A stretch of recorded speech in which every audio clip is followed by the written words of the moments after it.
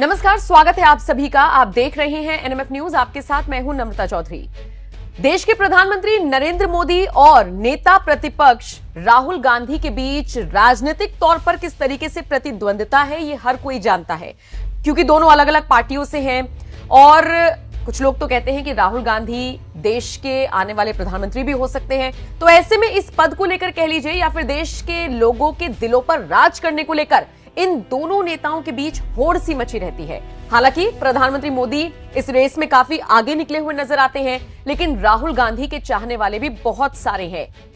इन सब के बीच अगर मैं आपसे कहूं कि मोदी सरकार ने राहुल गांधी को एक बड़ी जिम्मेदारी है, तो शायद आप थोड़े से चौंक जाएंगे। लेकिन ये पूरी खबर क्या है, ये विस्तार से जान लीजिए। दरअसल जब संसद की स्थायी समिति का गठन होता है तो उसमें कुछ मेंबर्स को चुनना होता है, और इसी समिति का जब गठन होने के लिए एक बैठक बैठाई गई तो उसमें यह फैसला लिया गया कि राहुल गांधी को भी एक जिम्मेदारी दी जाएगी, कंगना रनौत को भी जिम्मेदारी दी गई है और शशि थरूर को भी जिम्मेदारी दी गई है।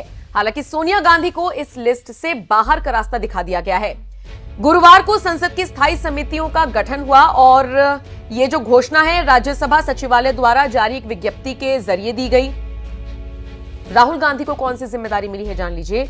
कांग्रेस नेता और लोकसभा में विपक्ष के नेता राहुल गांधी को रक्षा संबंधी समिति और कंगना रनौत को संचार और सूचना प्रौद्योगिकी संबंधी समिति का सदस्य बनाया गया है। एक बार फिर से सुन लीजिए, रक्षा संबंधी समिति का जो सदस्य है वो राहुल गांधी को चुना गया है, जबकि कंगना रनौत को संचार और सूचना प्रौद्योगिकी संबंधी समिति का सदस्य बनाया गया है। इसके अलावा कांग्रेस के शशि थरूर की बात करें तो विदेश मामलों से संबंधित समिति की अध्यक्षता वो करेंगे, ये ऐलान किया गया है। सोनिया गांधी का जिक्र करें तो उन्हें इस लिस्ट से पूरी तरीके से बाहर रखा गया है। वो समिति में नहीं है, किसी भी समिति में नहीं है, उनको हर तरीके से बाहर रखा गया है।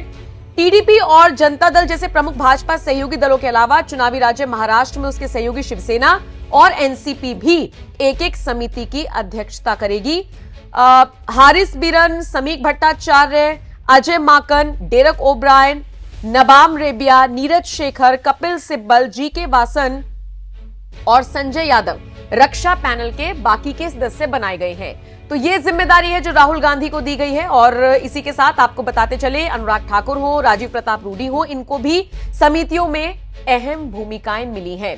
तो संसद की जब समिति का गठन होता है तो बहुत सारे नेताओं को जिम्मेदारी दी जाती है, वो चाहे विपक्ष के नेता हो या पक्ष के नेता हो, और उसी कड़ी में जो जो भूमिका दी गई है वो मैंने आपको बता दी।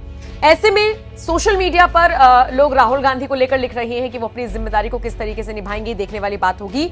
बाकी अगर बात करें निशिकांत दुबे की, जो कि गोड्डा से सांसद हैं और बीजेपी के फायर ब्रांड नेता माने जाते हैं, शशि थरूर की जगह निशिकांत दुबे को रखा गया है। आपको बताते चले, पिछली लोकसभा में दुबे का थरूर से झगड़ा हुआ था, जो आईटी समिति के पैनल के अध्यक्ष थे। 2022 में थरूर को इस महत्वपूर्ण समिति के अध्यक्ष के रूप में बदल दिया गया था। तो निश्चित तौर पर निशिकांत दुबे को भी बड़ी जिम्मेदारी मिली है। कृषि का जो पैनल है उस पर चरणजीत सिंह चन्नी को जिम्मेदारी मिली है। जिम्मेदारियां बांट दी गई हैं, लेकिन इन सबके बीच नजरें सबकी राहुल गांधी को लेकर ही है। मोदी सरकार ने जिस तरीके से ये जिम्मेदारी दी है उसको लेकर आप क्या राय रखते हैं, कमेंट करके अपनी राय जरूर दें।